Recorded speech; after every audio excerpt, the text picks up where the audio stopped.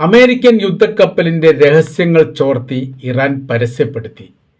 American ചരിത്രത്തിൽ ആദ്യമായിട്ടാണ് യുദ്ധവുമായി ബന്ധപ്പെട്ട തങ്ങളുടെ രഹസ്യങ്ങൾ ശത്രു രാജ്യം ചോർത്തിയിട്ട് അത് അന്താരാഷ്ട്ര വേദിയിൽ പരസ്യപ്പെടുത്തുന്ന ഒരു പ്രവൃത്തി ചെയ്തത് എന്ന് അമേരിക്ക ഈ വിഷയവുമായിട്ട് ബന്ധപ്പെട്ട് പ്രതികരിക്കുകയും ചെയ്തു.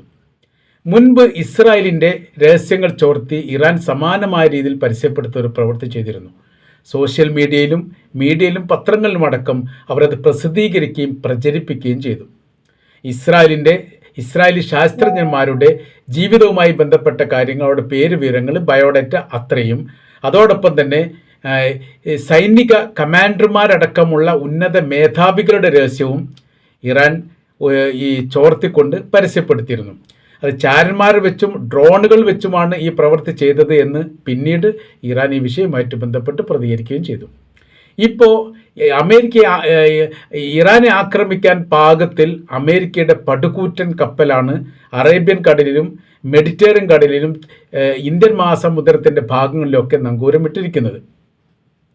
അവരുടെ രഹസ്യങ്ങൾ ചോർത്താൻ വേണ്ടി ഡ്രോണുകൾ പലതരത്തിലും തങ്ങളുടെ തലയ്ക്ക് മീതെ പറക്കുന്നത് തങ്ങൾ കണ്ടിട്ടുണ്ട് എന്ന് അമേരിക്കയുടെ നാവികർ സ്ഥിരീകരിക്കുകയും ചെയ്തു. ഇതോടെ ഈ രഹസ്യങ്ങൾ ചോർത്തി പ്രസിദ്ധീകരിച്ചതോടെ അത് അമേരിക്കയ്ക്ക് വലിയ രീതിയിലുള്ള തലവേദന ഉണ്ടായത്. അമേരിക്കയെ മാനസികമായി ഇറാൻ പീഡിപ്പിക്കുന്നതിന് തുല്യമായിരിക്കുന്ന പ്രവൃത്തിയാണ് അവരിപ്പോൾ ആരംഭിച്ചത് എന്നുള്ളതാണ് ഇപ്പോഴത്തെ ഏറ്റവും വലിയ പ്രത്യേകത. കഴിഞ്ഞ ദിവസം രഹസ്യം ചോർത്തിയ ഇറാൻ്റെ ഡ്രോണുകൾ 7 തവണയാണ് അമേരിക്കയുടെ യുദ്ധക്കപ്പലിനെ വട്ടമിട്ട് പറന്നത്. പൂർണ്ണ രഹസ്യം ചോർത്താൻ വേണ്ടി ഇറാൻ സാധിച്ചു എന്നുള്ളതും ഇതിൽ ഒരു ഡ്രോണിനെ വെടിവെച്ചിടാൻ വേണ്ടിയിട്ട് അമേരിക്കയ്ക്ക് സാധിച്ചിട്ടുണ്ട് എന്നുള്ളത് അമേരിക്ക സ്ഥിരീകരിക്കുകയും അത് ഇറാൻ അംഗീകരിക്കുകയും ചെയ്തു.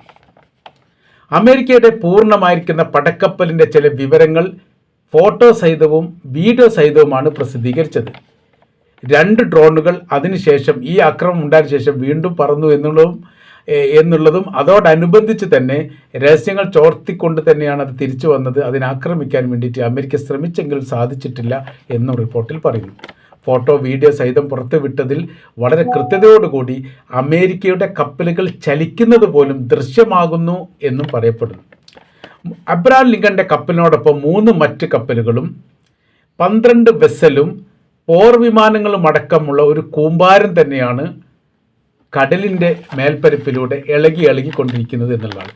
ചില മേഖലകളിൽ നിന്ന് മറ്റ് മേഖലയിലേക്ക് അത് നീങ്ങുകയും ഇതേ മേഖലയിൽ നിന്ന് ഈ നീങ്ങപ്പെട്ട മേഖലയിൽ നിന്ന് പിറ്റേ ദിവസം ആദ്യം പോയിക്കൊണ്ടിരുന്ന അല്ലെങ്കിൽ ആദ്യം നങ്കൂരമിട്ടിരിക്കുന്ന മേഖലയിലേക്ക് തിരിച്ചു വരികയും ചെയ്യുക എന്നുള്ളൊരു പ്രവൃത്തിയാണ് കഴിഞ്ഞ ഏതാനും ദിവസങ്ങളായി ഇവരിപ്പോൾ ആരംഭിച്ചിരിക്കുന്നത്. ആകാശ നിരീക്ഷണത്തിൽ വളരെ കൃത്യതയോടുകൂടി അവരുടെ ചലനങ്ങൾ തങ്ങൾക്ക് മനസ്സിലാക്കാൻ വേണ്ടി സാധിക്കുകയും അതിൻ്റെ ബാഹ്യപരമായിരിക്കുന്ന മേഖലയിലുള്ള പ്രവൃത്തിയുമായി ബന്ധപ്പെട്ട കാര്യത്തെക്കുറിച്ച് വളരെ കൃത്യതയോടുകൂടിയുള്ള വീഡിയോ സഹിതമുള്ള വിവരങ്ങൾ തങ്ങളുടെ കൈവശത്തിലുണ്ട്. ഈ ഒരു ശത്രു രാജ്യത്തിൻ്റെ രഹസ്യകാര്യങ്ങൾ ചോർത്താൻ വേണ്ടി സാധിച്ചു എന്നുള്ളത് തന്നെ അമേരിക്കയ്ക്ക് ഈ യുദ്ധത്തിലുള്ള പരാജയം വിളിച്ചോതുന്നു എന്ന് അവരും മനസ്സിലാക്കുന്നു. അപ്പോൾ യുദ്ധമുണ്ടായിക്കഴിഞ്ഞാൽ തങ്ങൾ ഈ പറയപ്പെട്ട അബ്രഹാം ലിങ്കൺ യുദ്ധക്കപ്പലിനെ ആയിരിക്കും ലക്ഷ്യമാക്കുക എന്ന് പറഞ്ഞതോടുകൂടിയാണ് അമേരിക്ക വലിയ രീതിയിലുള്ള ഈ ഭയപ്പാടുണ്ടായത്. കാര്യമെന്ന് പറയുന്നത് ഇവരെ സൈനികരെയും അതേപോലെ തന്നെ വിമാനത്തെയും കപ്പലിനെ സംരക്ഷിക്കുക എന്നുള്ള വലിയൊരു ഉത്തരവാദിത്തമുണ്ട്. ഇറാനെ സംബന്ധിച്ചിടത്തോളം അവരുടെ കൈവശത്തിലുള്ള മിസൈലുകളെക്കുറിച്ചോ ആയുധങ്ങളെക്കുറിച്ചോ സംഹാരതാണ്ഡവമാടാൻ മാത്രം ശക്തിയുള്ള വസ്തുക്കൾ എന്താണ് ഉള്ളത് എന്നതിനെക്കുറിച്ചോ ഇപ്പോഴും ഒരു ഐഡിയയുമില്ല. വലിയ രീതിയിലുള്ള രഹസ്യ ചോർത്തൽ കാര്യങ്ങളൊക്കെ മൊസാദിനെ വെച്ചുകൊണ്ട് വർഷങ്ങൾക്ക് മുൻപേ ഇസ്രായേൽ ആരംഭിച്ചിട്ടുണ്ട്. ഇസ്രായേലിനും അത് സാധിച്ചിട്ടില്ല എന്നുള്ളതാണ്. മാത്രമല്ല ഏറ്റവും അടുത്ത ഗവൺമെൻറ്റുമായി ബന്ധപ്പെട്ട് അഥവാ ഇസ്രായേലി ഗവൺമെൻറ്റുമായി ഏറ്റവും അടുത്ത ബന്ധം പുലർത്തുന്ന മൊസാദിൽപ്പെട്ട ഉന്നതർ പലരും ഇന്ന് ഇറാൻ്റെ പിടിയിലാണ്. അപ്പോൾ പിടിയിലായതുകൊണ്ട് അവരെന്ത് ചെയ്യുന്നുണ്ട്, പൂർണ്ണമായിരിക്കുന്ന ഇസ്രായേലിൻ്റെ രഹസ്യങ്ങൾ ഇവരിൽ നിന്ന് വലിച്ചെടുക്കാൻ വേണ്ടിയിട്ട് ഇറാന് സാധിച്ചു, അതിൽ ഇറാൻ വിജയിച്ചു എന്നും മനസ്സിലാക്കാൻ വേണ്ടി പറ്റുന്നു. അപ്പോൾ ഇപ്പോൾ അമേരിക്കയുടെ അവസ്ഥാകാര്യങ്ങൾ വല്ലാത്ത രീതിയിലുള്ള സങ്കടത്തിലാണ്, വല്ലാത്ത രീതിയിലുള്ള സങ്കീർണതയിലാണ്. ഏത് തരത്തിൽ ഈ വിഷയത്തിന് ഇടപെടൽ നടത്തണം എന്നുള്ളത് അവർക്ക് പോലും അറിയില്ല. ഇപ്പോൾ ഡ്രോണുകളെ പോലെയുള്ള സംവിധാനങ്ങളോ അല്ലെങ്കിൽ ചെറിയ മിസൈലുകളൊക്കെ ഈ മേഖല കേന്ദ്രീകരിച്ചുകൊണ്ട് പറന്നു വരികയാണെങ്കിൽ കപ്പലിനെ അപ്പാടെ തന്നെ പിന്നോക്ക് ഈ പിന്മാറ്റുന്നതിനെക്കുറിച്ചും ആലോചിക്കുന്നുണ്ട് എന്നുള്ളതാണ്. ഏറെക്കുറെ അവരുടെ ആദ്യത്തെ മേഖലയിൽ നിന്ന് 14 കിലോമീറ്റർ ദൂരത്തേക്ക് ഇവർ മാറ്റിയിരിക്കുന്നു കപ്പലിനെ എന്ന് പറയുന്നു. എന്നാൽ ചില റിപ്പോർട്ടിൻ്റെ അകത്ത് അത് 60 നോട്ടിക്കൽ മൈൽ ദൂരത്തേക്ക് മാറ്റിയിട്ടുണ്ട് എന്നും പറയപ്പെടുന്നു. അഥവാ പരമാവധി ഇറാനിൽ പറന്നുകൊണ്ട് എത്താൻ പറ്റാത്ത മേഖലയിലേക്ക് മാറ്റുക എന്നുള്ളത് സുരക്ഷിതത്വവുമായിട്ട് ബന്ധപ്പെട്ട് അനിവാര്യമായിരിക്കുന്ന കാര്യമാണ് എന്ന് അമേരിക്ക ചിന്തിക്കുന്നു എന്നാണ് ഈ വിഷയവുമായിട്ട് ബന്ധപ്പെട്ട് നമുക്ക് മനസ്സിലാക്കാൻ വേണ്ടി പറ്റുന്നത്. അതിൻ്റെ കാര്യമെന്ന് പറഞ്ഞാൽ യുദ്ധം ആരംഭിച്ചു കഴിഞ്ഞാൽ ഇവരുടെ യുദ്ധക്കപ്പലുമായി ബന്ധപ്പെട്ട് ഏതെങ്കിലും രീതിയിലുള്ള ആക്രമണം ഇറാൻ്റെ ഭാഗത്തു നിന്നുണ്ടായാൽ ഒരിക്കൽ പോലും അമേരിക്കക്ക് പിടിച്ചു നിൽക്കാൻ വേണ്ടി സാധിക്കുക. ലോകത്തിനോട് മറുപടി പറയേണ്ട ഒരു സ്ഥിതി ഉണ്ടാവും. കാര്യം എന്ന് പറഞ്ഞാൽ ലോകത്താകമാനമുള്ള രാജ്യത്തിൽ ആഭ്യന്തര വിഷയങ്ങളും പ്രശ്നങ്ങളും ഉണ്ടാക്കുകയും അവർക്ക് ഇഷ്ടമില്ലാത്ത ഭരണകൂടത്തെ അട്ടിമറിച്ചുകൊണ്ട് പുതിയ ഭരണ സംവിധാനങ്ങളൊക്കെ നിർമ്മിക്കുകയും ചെയ്യുന്ന അമേരിക്കക്ക് അവരുടെ കപ്പലിനെയും അവരുടെ സൈനികരെയും അവരുടെ സംവിധാനത്തെ സംരക്ഷിക്കാൻ സാധിക്കുന്നില്ല എന്ന് പറഞ്ഞാൽ മുൻപ് ഖത്തർ അതിൻ്റെ തുടർച്ച ഉണ്ടാവും എന്നുള്ളത് യാഥാർത്ഥ്യമാണ്. അന്ന് ഖത്തർ പറഞ്ഞിരിക്കുന്ന കാര്യം രാജ്യ സംരക്ഷണവുമായിട്ട് ബന്ധപ്പെട്ടിട്ടാണ് അമേരിക്കയുടെ സൈനിക മേഖലയ്ക്ക് താവളമൊരുക്കാൻ വേണ്ടി തങ്ങളുടെ ഭൂപ്രദേശം വിട്ടുതന്നു. ഏതെങ്കിലും കാലത്ത് ഏതെങ്കിലും രാജ്യങ്ങളുടെ ആക്രമണം തങ്ങളുടെ രാജ്യത്തിന് നേരെ ഉണ്ടാവുകയാണെങ്കിൽ അത് അമേരിക്ക സംരക്ഷിക്കുകയും സുരക്ഷിതപരമായ രീതിയിൽ ഈ ഖത്തറിന് വലിയ രീതിയിലുള്ള സംരക്ഷണ ഭിത്തി ഒരുക്കുകയും ചെയ്യുമെന്ന കരാർ വ്യവസ്ഥ അമേരിക്കയുടെ സൈനിക ബേസ് ഖത്തറിലെ ഉദൈദ തുറമുഖത്ത് ഉണ്ടാക്കുന്നതുമായി ബന്ധപ്പെട്ട് ഒരു സുദീർഘമായിരിക്കുന്ന ഒരു കരാർ വ്യവസ്ഥ ഉണ്ടായിട്ടുണ്ട്. അതിൽ അമേരിക്കയെ സംബന്ധിച്ചിടത്തോളം അവർക്ക് ഖത്തറിനെ സംരക്ഷിക്കുക എന്ന് പറഞ്ഞാൽ സിമ്പിളായ രീതിയിൽ സാധിക്കും. ഖത്തറിനെ സംബന്ധിച്ചിടത്തോളം അമേരിക്കയുടെ സുരക്ഷിതത്വത്തിൽ അവർക്ക് ജീവിക്കാൻ വേണ്ടി സാധിക്കും. രണ്ട് മേഖലയും പരസ്പരം അങ്ങോട്ടും ഇങ്ങോട്ടും ഈ സമ്മതിച്ചിരിക്കുന്ന ഒരു ഉടമ്പടി പോലെയാണ് കാര്യങ്ങൾ നീങ്ങിക്കൊണ്ടിരിക്കുന്നത് എന്നുള്ളത് ഒരു യാഥാർത്ഥ്യമാണ്. അപ്പോൾ അങ്ങനെ വരുന്ന സമയത്ത് സുരക്ഷിതത്വം ഒരുക്കേണ്ട അതേ അമേരിക്ക തന്നെ ഖത്തറിനെ ആക്രമിക്കുന്നു. ഖത്തറിനെ ആക്രമിച്ചതിൻ്റെ റിപ്പോർട്ട് പറയുന്നത് ഇങ്ങനെയാണ്: അവരുടെ ഖത്തറിലുള്ള അമേരിക്കയുടെ എയർബേസിൽ നിന്ന് തന്നെ ആക്രമണം ഉണ്ടായിട്ടുണ്ട് എന്ന് സംശയിക്കുന്ന തരത്തിലാണ് പിന്നീട് വന്ന ചില റിപ്പോർട്ടുകൾ സൂചിപ്പിക്കുന്നത്. അതായത് ഇസ്രായേലിൽ നിന്ന് പോലും വന്നിട്ടില്ല എന്നുള്ളത് അമേരിക്കക്ക് അറിയാമായിരുന്നു. അമേരിക്ക അതിൻ്റെ എല്ലാ സംവിധാനവും ഒരുക്കിയിട്ടുണ്ടായിരുന്നു. വരുന്നതും ആക്രമിക്കുന്നതുമായി ബന്ധപ്പെട്ട എല്ലാ സംവിധാനവും റഡാർ മുഖേന്തരം നിയന്ത്രിച്ചിരുന്നു, പരിശോധിച്ചിരുന്നു, ഒക്കെ യാഥാർത്ഥ്യമാണ്. പക്ഷേ മൗനം സമ്മതമായിരുന്നു എന്ന് ചുരുക്കം. ആ ഒരു അവസ്ഥ യഥാർത്ഥത്തിൽ ഖത്തറിനെ മാത്രമല്ല, അത് അറേബ്യൻ രാജ്യങ്ങളെ തന്നെ സാരമായിട്ട് ബാധിച്ചു.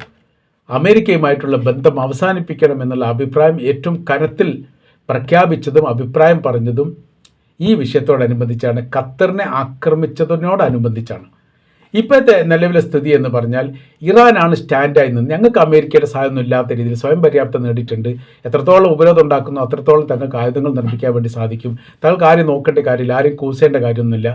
തങ്ങൾ ഉണ്ടാക്കുന്നു, അത് തങ്ങൾ പ്രയോഗിക്കുന്നു, ശത്രുവിന് നേരെ പരീക്ഷിക്കുന്നു. ഞങ്ങൾ അതിൽ വിജയിക്കുകയും ചെയ്തിരിക്കുന്നു.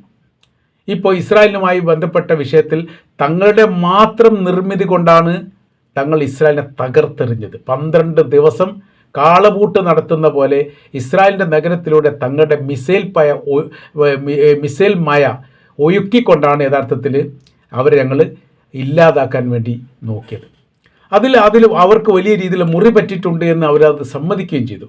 അപ്പോൾ ഇത്രയ്ക്ക് ശക്തമായ രീതിയിൽ ഇടപെടൽ നടത്താൻ മാത്രം തങ്ങളുടെ കൈവശത്തിലുള്ള ആയുധങ്ങൾക്ക് സാധിച്ചിട്ടുണ്ട് എന്ന് പറയുന്നത് തങ്ങൾ അതിൻ്റെ സാങ്കേതിക വിദ്യ പഠിക്കുകയും മനസ്സിലാക്കുകയും ചെയ്തുകൊണ്ട് നിർമ്മിച്ചതാണ് എന്നുള്ളതാണ്. ഇറാൻ്റെ കൈവശത്തിലുള്ള മിസൈലിൻ്റെ സാങ്കേതിക വിദ്യകളെല്ലാം കൊറിയയിൽ നിന്നാണ് ചോർന്നത് എന്നുള്ള അഭിപ്രായം, അല്ലെങ്കിൽ കൊറിയയാണ് അവർക്ക് നൽകിയത് എന്ന റിപ്പോർട്ടും പുറത്തു വരുന്നു. ആണവായുധവുമായിട്ട് ബന്ധപ്പെട്ട കാര്യങ്ങൾക്കൊക്കെ സഹായം നൽകിയത് റഷ്യയാണ് എന്നും പറയുന്നു. പ്രതിരോധ സംവിധാനവുമായി ബന്ധപ്പെട്ട കാര്യത്തിന് സഹായം നൽകിയത് ചൈനയാണ് എന്നും പറയുന്നു. എല്ലാ സഹായങ്ങളും എല്ലാ കാലത്തും ഇറാനെ സംബന്ധിച്ച് അവർക്ക് കിട്ടിയിട്ടുണ്ട്. അവരത് വേണ്ട വിധം ഉപയോഗിക്കുകയും ചെയ്തിട്ടുണ്ട്. ഉപയോഗിച്ചതിൽ അവർ വിജയിക്കുകയും ചെയ്തിട്ടുണ്ട്. ഇതിൻ്റെ ഒരു യാഥാർത്ഥ്യമായിരിക്കുന്ന സത്യമായിട്ട് തന്നെയാണ് നിലനിൽക്കുന്നത്. അപ്പോൾ അവൾ പറഞ്ഞു വരുന്ന വിഷയം, അമേരിക്കൻ്റെ പടക്കപ്പലുകളുടെ രഹസ്യം അപ്പാടെ ചോർത്തുന്ന കാര്യത്തിൽ ഇറാൻ വിജയിച്ചിരിക്കുന്നു.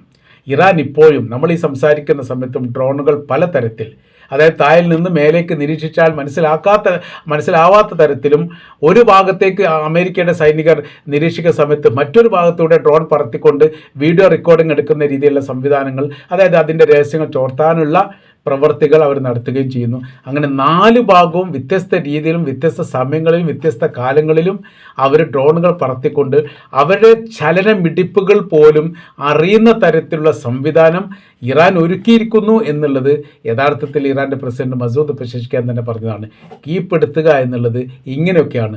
തങ്ങളിപ്പോൾ അമേരിക്കയാണ് കീഴ്പ്പെടുത്തിക്കൊണ്ടിരിക്കുന്നത്, അവർക്കൊരിക്കലും തങ്ങളെ കീഴ്പ്പെടുത്താൻ സാധിക്കുകയില്ല എന്ന സത്യം അവർക്ക് ഏറെക്കുറെ ബോധ്യമായിട്ടുണ്ട് എന്നുള്ളതാണ് ഇപ്പോഴത്തെ രാഷ്ട്രീയ സംഭവ വികാസങ്ങളെ വിലയിരുത്തുന്ന സമയത്ത് നമ്മൾക്ക് കൂടി മനസ്സിലാകുന്ന പരമാർത്ഥമായിരിക്കുന്ന സത്യം.